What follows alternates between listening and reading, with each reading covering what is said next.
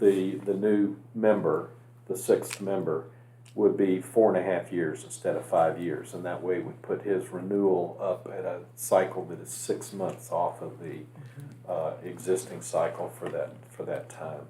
Any comments or discussions about that before we move on? That makes sense, but one comment, should we put in there consists up to 6? So we don't have to do this again? So for instance, if there's only 5 candidates present on the board, are we in violation of the ordinance? I'm not sure what you asked. Well, it says it shall said consist of 6. of 6 versus up to 6. So if you have somebody that rolls off and there's nobody else that wants to We go have on. to plug the hole. Okay, that's my question. Okay. Yeah. Okay.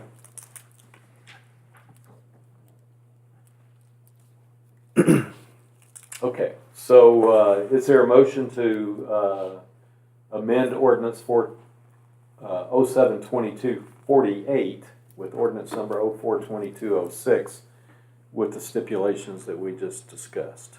I'll make that motion. I'll second. Call the roll for that. Councilmember Lilly, Yes. Mizell, Yes. Rustin, Yes. Phillips, Mayor Mitchell. Yes. Okay, the ordinance is passed. We needed one of you lawyers to help us with these tonight. That's ordinance 9, yeah. All right, so next item on the agenda is the mayor's report. All this stuff up above the bold print has already happened. I pretty much talked about it at the last council meeting. I did want to go back and show you, there was some discussion about the stormwater drainage study and last meeting, and there was asked for an update, and I had indicated we would have a meeting with CDG Engineering on that. And so what they have done, where they are with this study, is they have completed their initial mapping of our north and south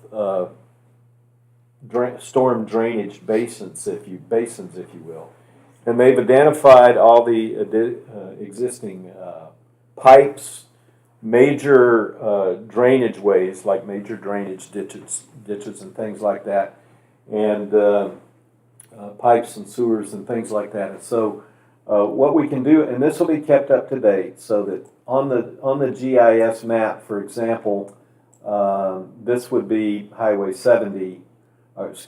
This would be. Let me find the right place here. Okay, where's College Street? Is that it right there? Or is that Depot Street? Let me see. No, that's College there, isn't it? Nope, it's here. All right, so anyway, you can take a look. Here's the legend over here, and you can get all that stuff when you use the tool set down here.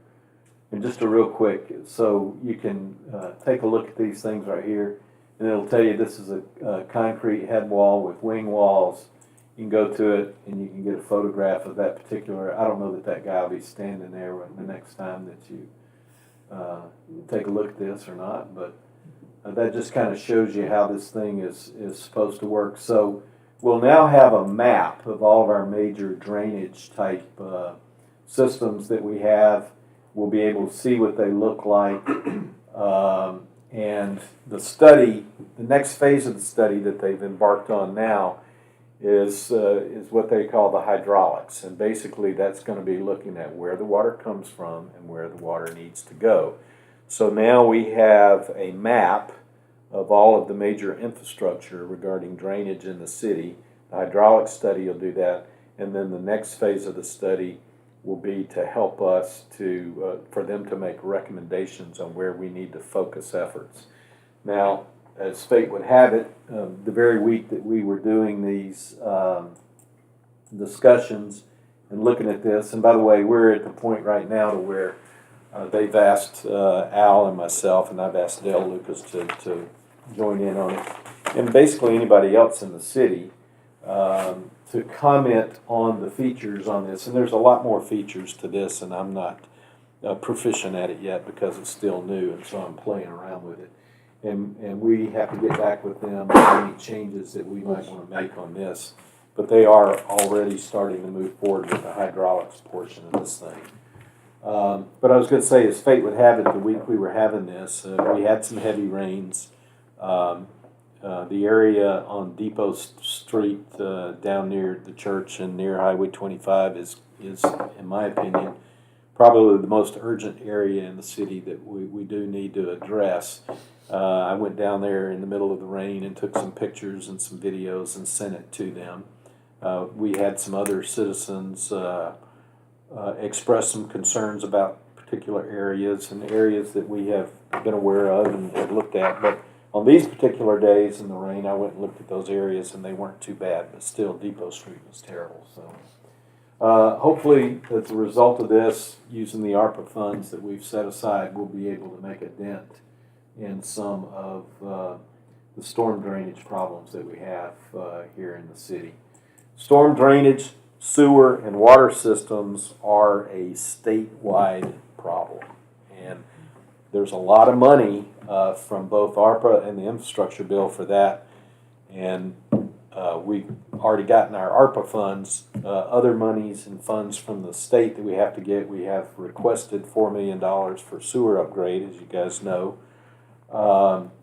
But sadly, the information I've got is that there is such a huge demand for those upgrades in the state of Alabama.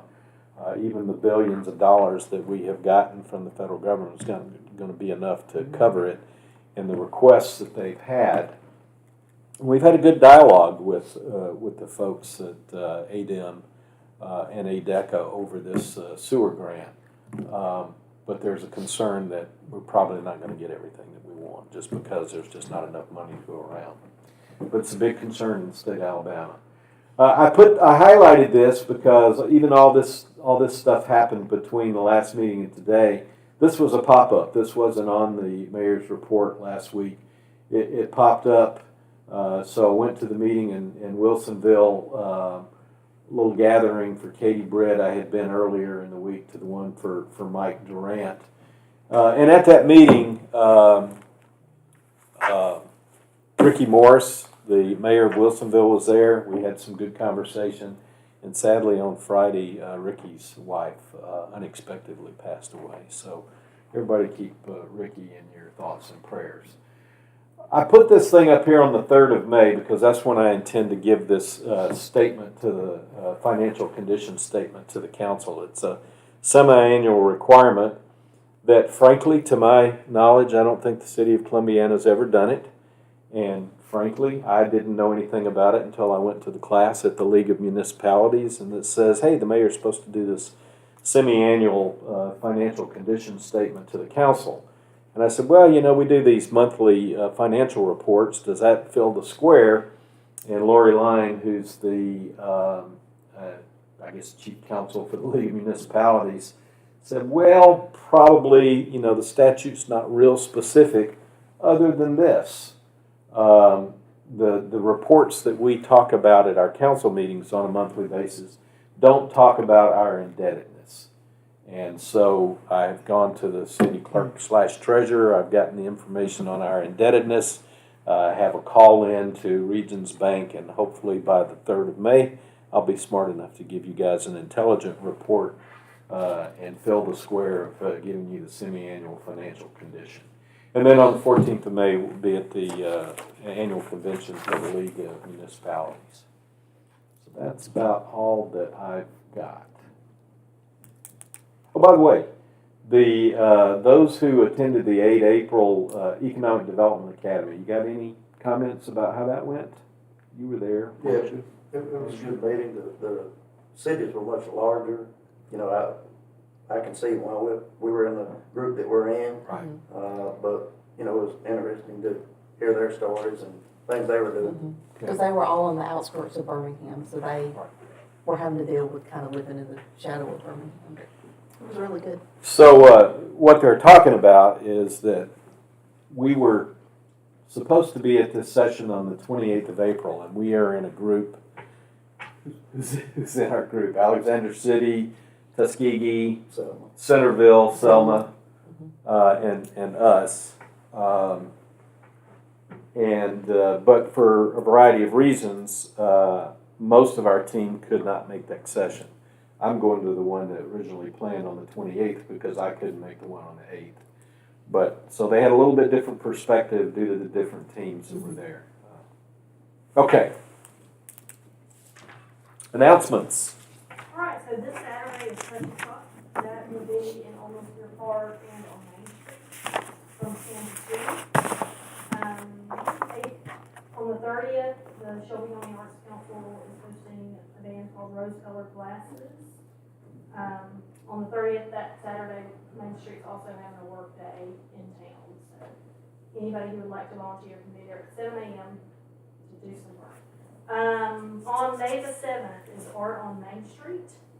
That will all happen on Main Street this year. All the Shelby County schools participate. There'll be art from every school in Shelby County.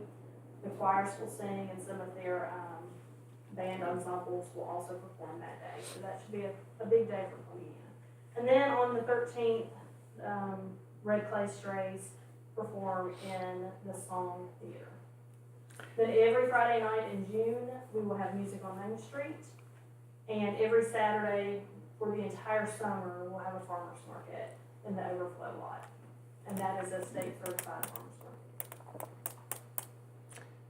Red Clay Strays, have they been here before? They actually play open for Little Texas. That's what I thought. That's what I thought. They Okay. were really good.